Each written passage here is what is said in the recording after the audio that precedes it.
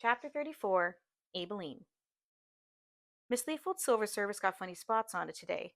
Must be because the humidity is so high. I go around the bridge club table, polishing each piece again, making sure they're all still there. Lil man, he started swiping things. Spoons and nickels and hairpins. He sticks them in his diaper to hide. Sometimes changing diapers can be like opening treasure. The phone rings, so I go in the kitchen and answer it. Got a little bit of news today, Minnie says on the phone. What you hear? Miss Renfro says she knows it was Miss Hilly who ate the pie. Minnie cackles, but my heart goes 10 times faster. La, Miss Hilly gonna be here in 5 minutes. She better put that fire out fast. It feels crazy that we rootin' for her. It's confusing in my mind. I called One Arm Ernestine, but then Minnie shuts up. Miss Celia must have walked in. All right, she gone. I called One Arm Ernestine, and she said Miss Hilly been screaming in the phone all day. And Miss Clara, she knows about Fanny Amos. She fire her? Miss Clara put Fanny Amos's boy through college. One of the good stories. Nuh-uh. Just sat there with her mouth open and the book in hand. Thank the Lord. Call me if you hear more, I say. And don't worry about Miss Leafold answering. Tell her it's about my sick sister. And Lord, don't you go getting me for that lie. The last thing I need is a sister getting sick. A few minutes after we hang up, the doorbell rings, and I pretend I don't even hear. I'm so nervous to see Miss Hilly's face after what she said to Miss Skeeter. I can't believe I put in the L-shaped crack. I go out to the bathroom and just sit, thinking about what's going to happen if I have to leave May Mobley. Lord, I pray, if I have to leave her, give her somebody good.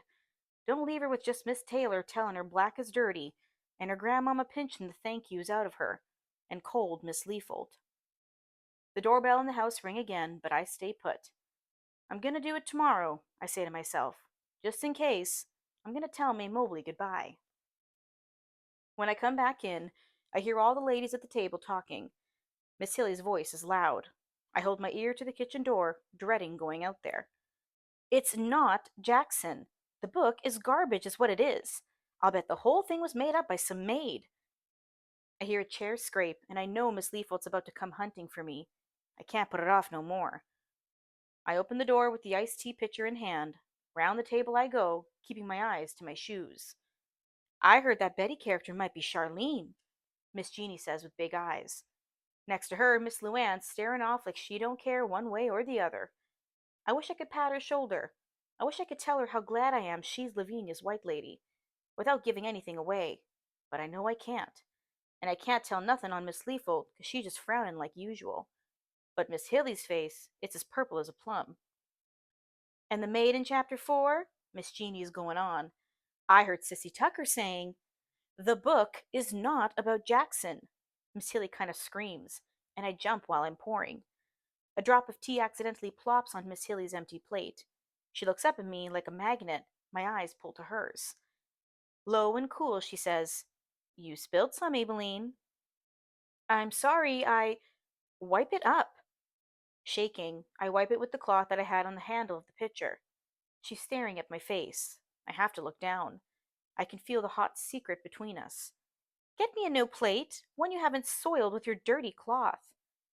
I go get her a new plate. She studies it and sniffs real loud. Then she turns to Miss Leafold and says, You can't even teach these people how to be clean. I have to sit late that night for Miss Leafold. While May Mobley's sleeping, I pull out my prayer book and get started on my list. I'm so glad for Miss Skeeter. She called me this morning and said she took the job. She's moving to New York in a week. But la, I can't stop jumping every time I hear a noise, thinking maybe Miss Leafold gonna walk in the door and say she know the truth. By the time I get home, I'm too jumpy to go to bed. I walk through the pitch-black dark to Minnie's back door. She's sitting at her table reading the paper. This is the only part of her day when she ain't running around to clean something, or feed something, or make somebody do right. The house be so quiet I figure something wrong. Where's everybody? She shrugs. Gone to bed, or gone to work. I pull out a chair and sit down. I just want to know what's going to happen, I say. I know I ought to be thankful it all blow it up in our face yet, but the waiting's driving me crazy. It's going to happen, soon enough, Minnie says, like we're talking about some kind of coffee we drink. Minnie, how could you be so calm? She looks at me, puts her hand on her tummy that's popped out in the last 2 weeks. You know Miss Shotard, who Willie May waitin' on? She asked Willie May yesterday if she treats her bad as that awful lady's in the book. Minnie kind of snorts. Willie May tell her she got some room to grow, but she ain't too bad. She really asked her that? Then Willie May tell her that all the other white ladies done to her, the good, the bad, and the white lady listened to her. Willie May said she'd been there 37 years, and it's the first time they ever sat at the same table together. Besides Lavinia, this is the first good thing we've heard. I try to enjoy it, but I snap back to now. What about Miss Hilly? What about Miss Skeeter? Minnie, ain't you the least bit worried? Minnie put the newspaper down. Look, Abeline, I ain't gonna lie. I'm scared Leroy gonna kill me if he find out. I'm scared Miss Hilly gonna set my house on fire. But, she shakes her head, I can't explain it. I got this feeling that maybe things is happening just how they should. Really? Minnie kinda laughs. Lord, I'm starting to sound like you, ain't I? Must be getting old. I poke her with my foot, but I try to understand where Minnie's coming from. We done something brave and good here, and Minnie, maybe she don't want to be deprived of any of the things that go along with being brave and good, even the bad. But I can't pick up on the calm she's feeling. Minnie looks back down at her paper, but after a little while, I can tell she ain't reading. She's just staring at the words, thinking about something else. Somebody's car door slams next to us, and she jumps. And I see it then, the worry she's trying to hide. But why, I wonder? Why is she hiding that from me? The more I look, the more I start to understand what's going on here, what Minnie has done. I don't know why I'm just now getting this. Minnie's made us put the pie story in to protect us. Not to protect herself, but to protect me and the other maids. She knew it would only make it worse for herself with Hilly, but she did it anyway, for everybody else. She don't want anybody to see how scared she is. I reach over and squeeze her hand. You a beautiful person, Minnie. She rolls her eyes and sticks her tongue out like I handed her a plate of dog biscuits. I knew you was getting senile, she says. We both chuckle. It's late, and we so tired. But she get up and refill her coffee and fix me a cup of tea, and I drink it slow. We talk late into the night. The next day, Saturday, we all in the house, the whole Leafold family plus me. Even Mr. Leafold home today. My book ain't setting on the bedside table no more. For a while, I don't know where she put it. Then I see Miss Leafold's pocketbook on the sofa, and that she got it tucked inside. Means she's carried it with her somewhere. I peek over and see the bookmarks gone. I want to look in the eyes and see what she knows, but Miss Leafold stays in the kitchen most of the day, trying to make a cake. She won't let me in there to help. She says it's not like one of my cakes. It's a fancy recipe she got out of a gourmet magazine. She's hosting a luncheon tomorrow for her church, and the dining room's stacked up with party serving stuff. She done borrowed 3 chafing dishes from Miss Luann, 8 settings of Miss Hilly's silver, 'cause there's 14 people coming, and God forbid one of them church folk gotta use a regular old metal fork. Lil Man be in May Mobley's bedroom playing with her, and Mr. Leafold pacing around the house. From time to time, he stop in front of baby girl's bedroom, then go to pacing again. Probably thinks he should be playing with his kids, with it being a Saturday, but I reckon he don't know how. So that don't leave me a whole lot of places for me to go. It's only 2 o'clock, but I already done cleaned the whole house down to the nubs, polished the bathrooms, washed the clothes. I ironed everything short of the wrinkles on my own face. Been banned from the kitchen, and I don't like Mr. Leafold thinking all I do is sit around playing with the kids. Finally, I just start wandering around too. When Mr. Leafold dawdling around the dining table, I peek in and I see May Mobley got a paper in her hand, teaching Ross something new. She loves to play school with her little brother. I go in the living room, start dusting the books for the second time. I guess I ain't gonna get to tell her my in-case goodbye today, with this crowd around. We're gonna play a game, I hear May Mobley call out to her brother. Now you sit up at the counter, 'cause you're at Woolworth's and you're black, and you gotta stay there no matter what I do, or you go to jail. I go to her bedroom as fast as I can, but Mr. Leafold's already there, watching at the door. I stand behind him. Mr. Leafold crosses his arms up over his white shirt. He cocks his head to the side. My heart's beating 1,000 miles an hour. I never once heard May Mobley mention our secret stories out loud, to anybody except for me. And that's when her mama ain't home, and there ain't nobody in the house to hear. But she's so thick in what she's doing, she don't know her daddy's listening. Okay, May Mobley say, and she guides his wobbly self up on the chair. Ross, you gotta stay there at the Woolworth counter. No getting up. I want to speak, but I can't get nothing to come out of my mouth. May Mobley be tippy-toeing up behind Ross, pours a box of crayons over his head, and they clatter down. Lil Man frowns, but she looks at him stern and says, You can't move. You gotta be brave. And no violets. Then she sticks her tongue out at him and starts pinging him with baby doll shoes. And Lil Man looks at her like, Why am I putting up with this nonsense? And he crawls off the chair with a whine. You lose, she says. Now come on, we're playing back of the bus, and your name is Rosa Parks. Who taught you those things, May Mobley? Mr. Leafold says, and baby girl whips her head around with eyes like she's seen a ghost. I feel my bones go soft on me. Everything says, go in there. Make sure she doesn't get in trouble. But I can't breathe enough to go. Baby girl looks right at me standing behind her daddy, and Mr. Leafold turns around and sees me, then turns back around to her. May Mobley stares up at her daddy. I don't know. She looks off at a board game laying on the floor, like she might get to playing at it again. I've seen her do that. I know what she's thinking. She thinks if she gets busy with something else and ignores him, he might just go away. May Mobley, your daddy asked you a question. Where did you learn about things like that? He bends down to her. I can't see his face, but I know he's smiling because May Mobley's all shy like. All baby girl loves her daddy. And then she says loud and clear, Miss Taylor did. Mr. Leafold straightens up, goes into the kitchen, and I'm following. He turns Miss Leafold around by the shoulders and he says, Tomorrow, you go down to that school and you put May Mobley in a different class. No more Miss Taylor. What? I can't just change your teacher. I hold my breath and say, Yes, you can. Please. Just do it. And like men's do, Mr. Raleigh Leafold walk out the door where he don't have to give nobody no explanation about nothing. All day Sunday, I can't stop thanking God for getting baby girl away from Miss Taylor.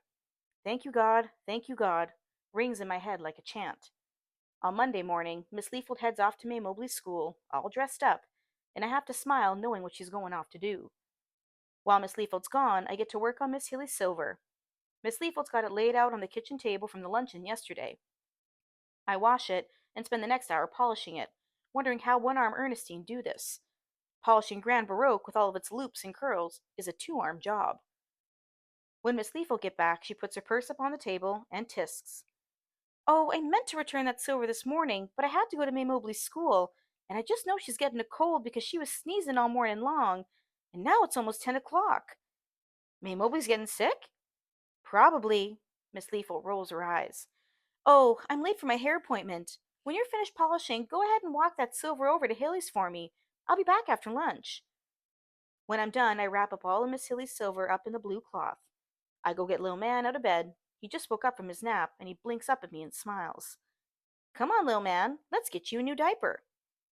I put him up on the changing table and take off the wet one, and Lord Almighty, if there ain't 3 Tinker toys and one of Miss Leafold's bobby pins in there. Thank the Lord it was just a wet diaper and not the other. Boy, I laugh, you like Fort Knox. He grins and laughs. He points to the crib and I go over and poke through the blanket, and sure enough, there's a hair roller, a measuring spoon, and a dinner napkin. Law, we gonna have to do something about this. But not now. I gotta get over to Miss Hilly's. I lock Lil Man in the stroller and I push him down the street over to Miss Hilly's house. It's hot and sunny and quiet. We stroll up her drive and Ernestine opened the door. She got a skinny little brown nub that poke out the left sleeve.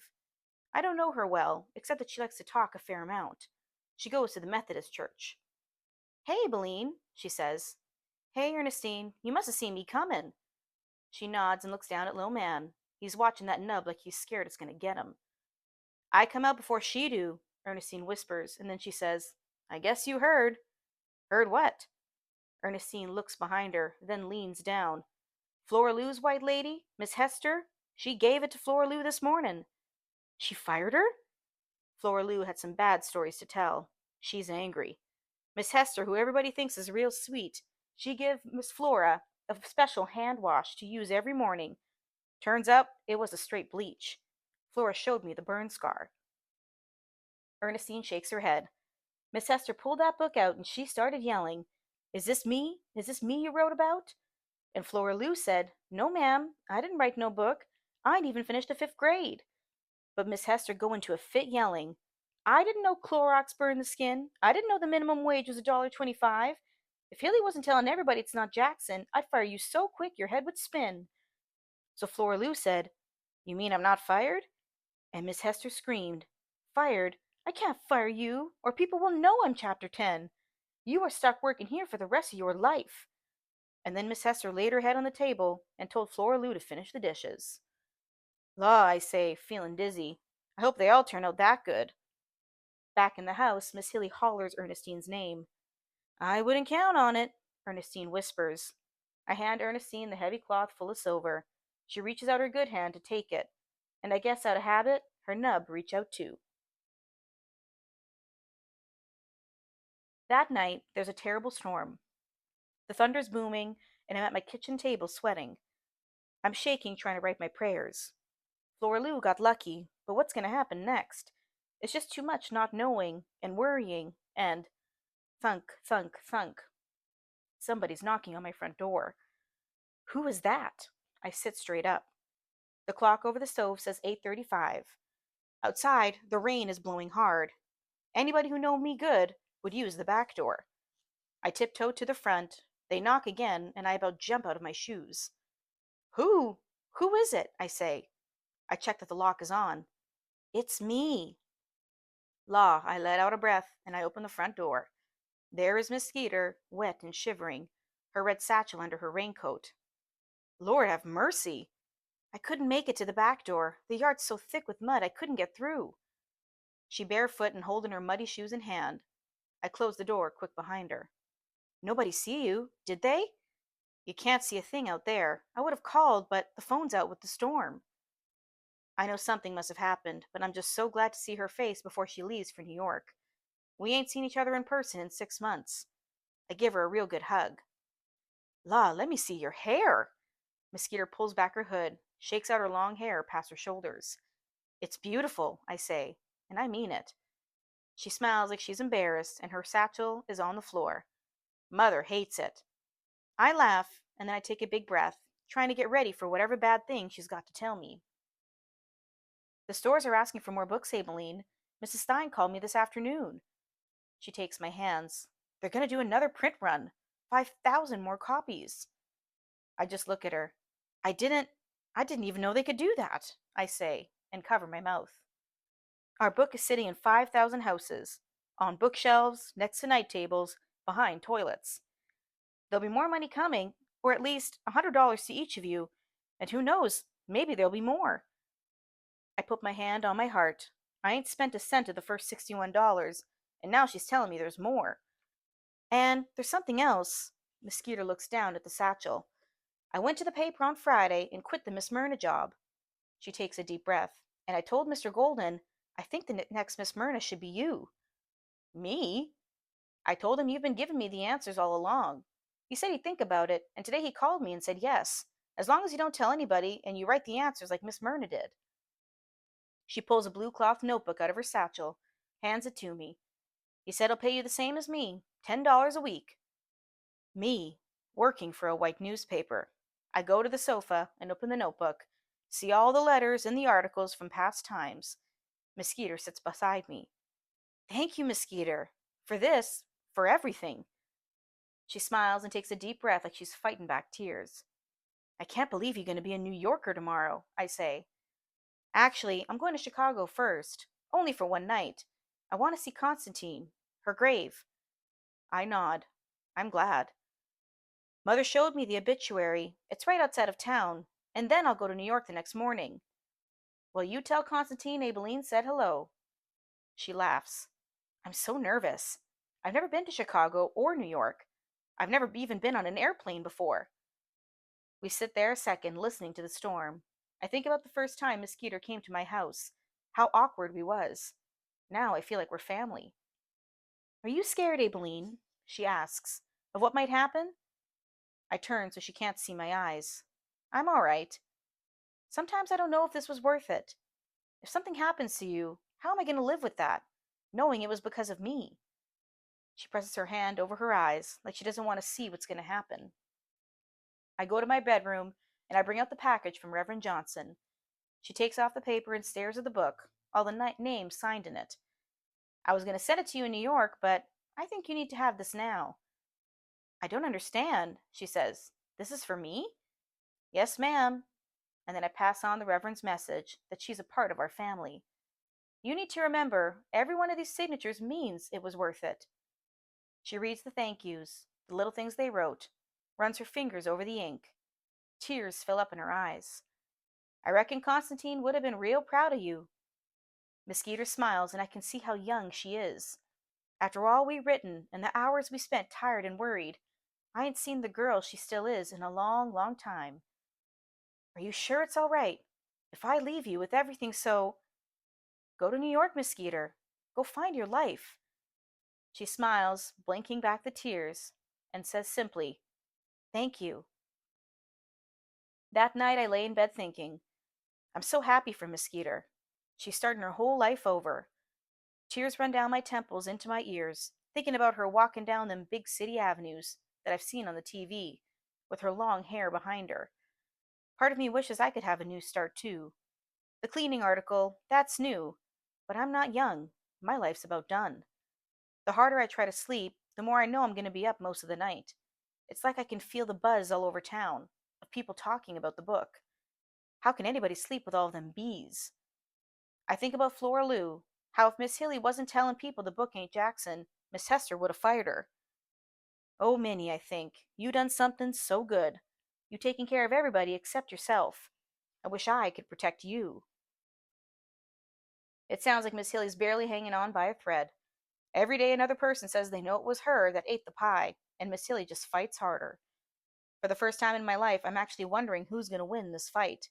Before now, I'd always say Miss Hilly. But now, I don't know. This time Miss Hilly just might lose. I get a few hours of sleep before dawn.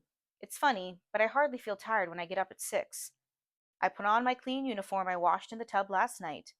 In the kitchen, I drink a long, cool glass of water from the faucet. I turn off the kitchen light and head for the door, and my phone rings.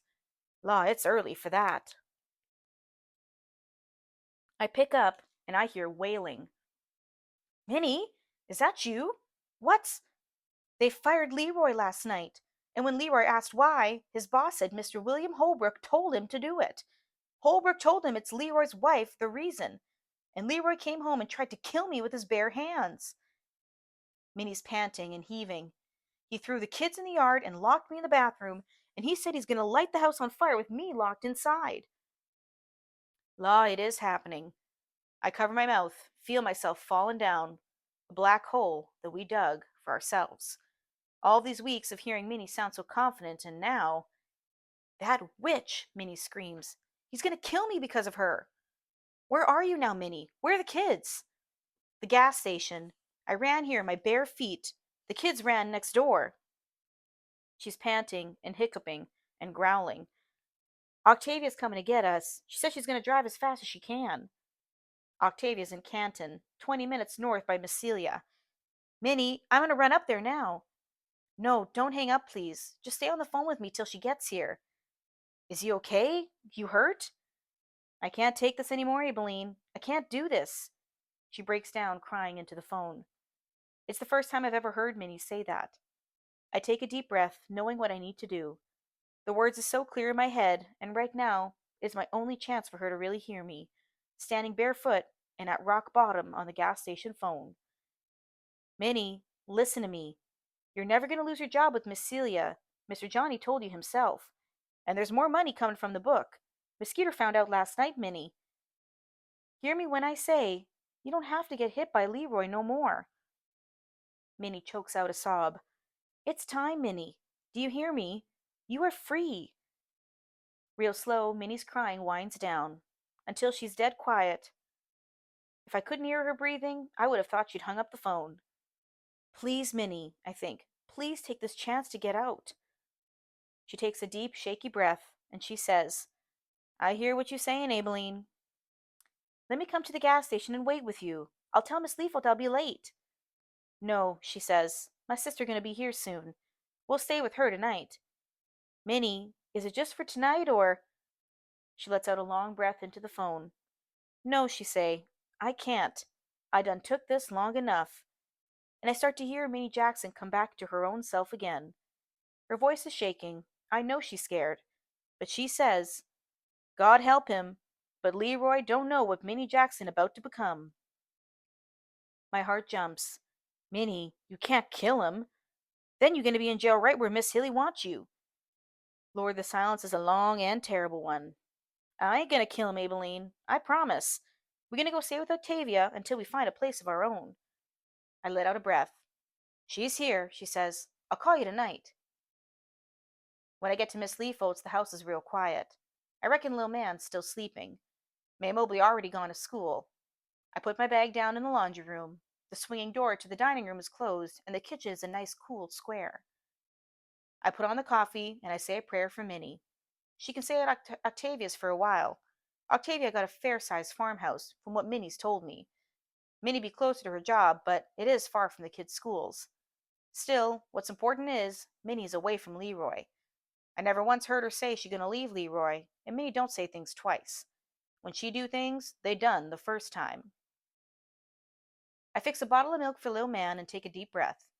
I feel like my day is already done, and it's only 8 o'clock in the morning, but I still ain't tired. I don't know why. I push open the swinging door, and there be Miss Leafold and Miss Hilly sitting down at the dining table, on the same side, looking at me. For a second I stand there, gripping the bottle of milk. Miss Leafold still got her hair curlers in, and she's still in her blue quilted bathrobe. But Miss Hilly's all dressed up in blue pad pantsuits. The nasty red sore is still on the side of her lip. Good morning, I say, and I start to walk to the back. Ross is still sleeping, Miss Hilly says. No need to go back there. I stop where I am and look at Miss Leafold, but she's staring at the funny L-shaped crack in the dining room table. Abeline, Miss Hilly says, and she licks her lips. When you returned my silver yesterday, there were 3 pieces missing out of the felt wrapper. 1 silver fork and 2 silver spoons. I suck in a breath. Let me go look in the kitchen. Maybe I left some behind. I look at Miss Leafold to see if that's what she wants me to do, but she keeps her eyes on the crack. A cold prickle creeps up my neck. You know as well as I do that silver's not in the kitchen, Abeline, Miss Hilly says. Miss Leafold, did you check in Ross's bed? He's been sneaking things and sticking 'em. Miss Hilly scoffs real loud. Do you hear her, Elizabeth? She's trying to blame it on a toddler. My mind's racing. I'm trying to remember if I counted the silver before I put it back in the felt. I think I did. I always do. Law tell me she ain't saying what I think she's saying. Miss Leafold, did you already check the kitchen? Or the silver closet? Miss Leafold? But she still won't look at me, and I don't know what to do. I don't know yet how bad this is. Maybe this ain't about silver. Maybe this is really about Miss Leafold in Chapter 2. Abeline, Miss Hilly says, you can return those pieces to me by today, or else Elizabeth is going to press charges. Miss Leafold looks at Miss Hilly and sucks in a breath, like she's surprised.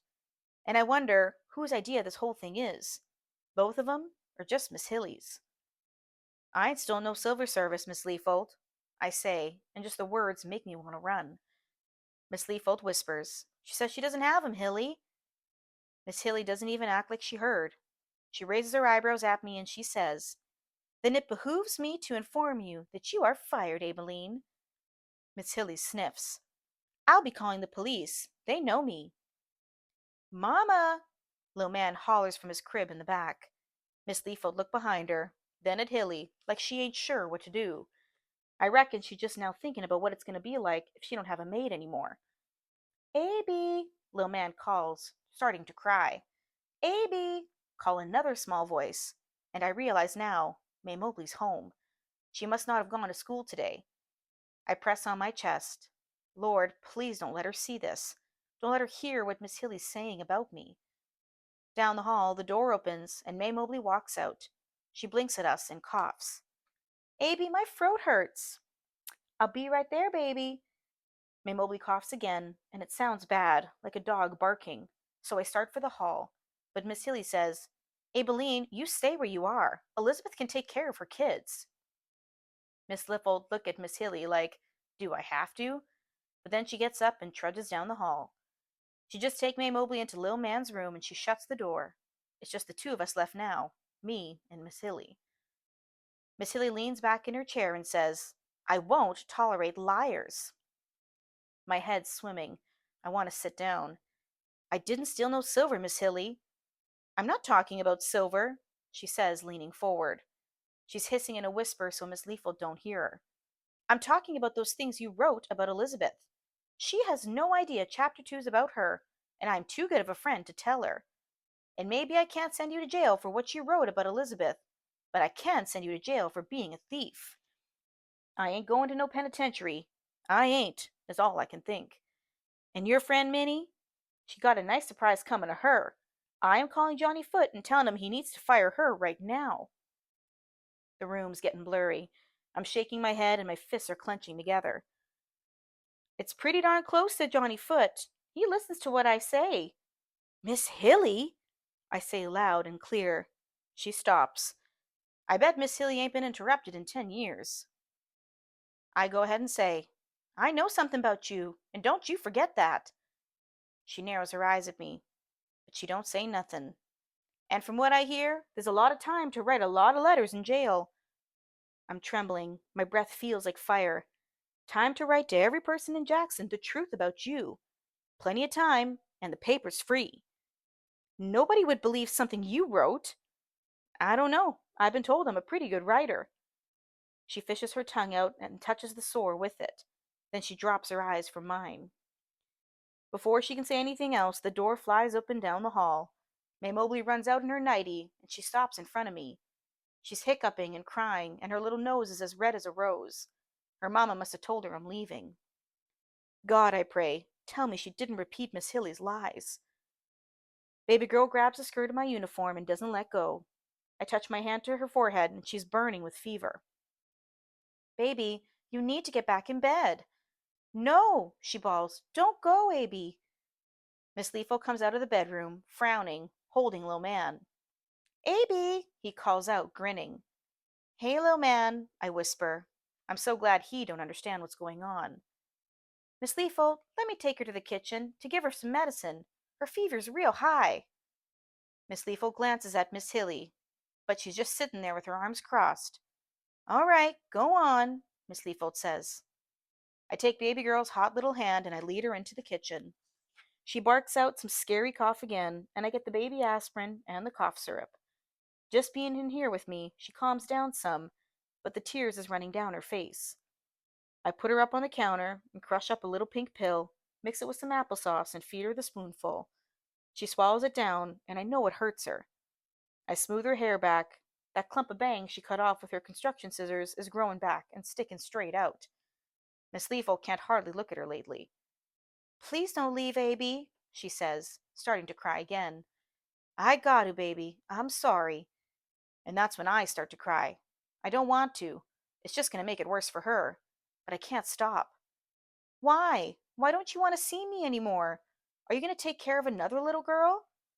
Her forehead's all wrinkled up, just like when her mama fusses at her. La, I feel like my heart's going to bleed to death. I take her face in my hands, feeling the scary heat coming off her cheeks. No, baby, that's not the reason. I don't want to leave you, but how do I put this? I can't tell her I'm fired. I don't want her to blame her mama and make it worse between 'em. It's time for me to retire. You are my last little girl, I say, because this is the truth. It ain't just by my own choosing. I let her cry a minute on my chest, and then I take her face into my hands again. I take a deep breath and I tell her to do the same. Baby girl, I say, I need you to remember everything I told you. Do you remember what I told you? She's still crying steady, but the hiccups are gone. To wipe my bottom good when I'm done? No, baby, the other, about what you are. I look deep into her rich brown eyes, and she looks into mine. La, she got old souled eyes, like she done lived 1,000 years. And I swear I can see deep down inside the woman she's going to grow up to be, a flash from the future. She sits tall and straight and proud. She got a better haircut, and she's remembering the words I put in her head, remembering as a full-grown woman. And then she say it, just like I need her to. You was kind, she says. You was smart. You was important. Oh, Lord. I hug her hot little body to me. I feel like she'd done just given me a gift. Thank you, baby girl. You're welcome, she says, like I taught her to. But then she lays her head on my shoulder, and we cry like that a while, until Miss Leafold comes to the kitchen. Abeline, Miss Leafold says, real quiet. Miss Leafold, are you sure this is what you... Miss Hilly walks in behind her and glares at me. Miss Leafold nods, looking real guilty. I'm sorry, Abeline. Hilly, if you want to press charges, that's up to you. Miss Hilly sniffs at me and says, It's not worth my time. Miss Leafold sighs like she's relieved. For a second, our eyes meet, and I can see that Miss Hilly was right. Miss Leafold ain't got no idea Chapter 2 is her. Even if she'd had a hint of it, she'd never admit to herself it was her. I push back on May Mobley real gentle, and she looks at me, then over at her mama through her sleepy, favor eyes. She looks like she's dreading the next 15 years of her life, but she sighs like she's just too tired to think about it. I put her down to her feet, give her a kiss on the forehead, but then she reaches out to me again. I have to back away. I go in the laundry room, get my coat and my pocketbook. I walk out the back door, to the terrible sound of May Mobley crying. I start down the driveway, crying too, knowing how much I'm going to miss May Mobley, praying her mama can show her some more love, but at the same time feeling, in a way, that I'm free like Minnie. Freer than Miss Leafold, who is so locked up in her own head she don't even recognize herself when she reads it. And freer than Miss Hilly. That woman gonna spend the rest of her life trying to convince people she didn't eat the pie. I think about Yo May sitting in jail, because of Miss Hilly, 'cause she in her own jail, but with a lifelong term. I head down the hot sidewalk at 8:30 in the morning, wondering what I'm gonna do with the rest of my day, the rest of my life. I'm shaking and crying, and a white lady walked by frowning at me. The paper gonna pay me $10 a week, and there's some book money plus a little more coming. Still, it ain't enough for me to live the rest of my life on. I ain't gonna be able to get no other job as a maid, not with Miss Leafold and Miss Hilly calling me a thief. May Mobley was my last baby, and here I just bought this new uniform. The sun is bright, but my eyes is wide open. I stand at the bus stop like I've been doing for 40-odd years. In 30 minutes, my whole life's done. Maybe I ought to keep writing, not just for the paper, but something else, about all the people I know and the things I've seen and done. Maybe I'm not too old to start over, I think. And I laugh and cry at the same time at this, 'cause just last night I thought I was finished with everything new.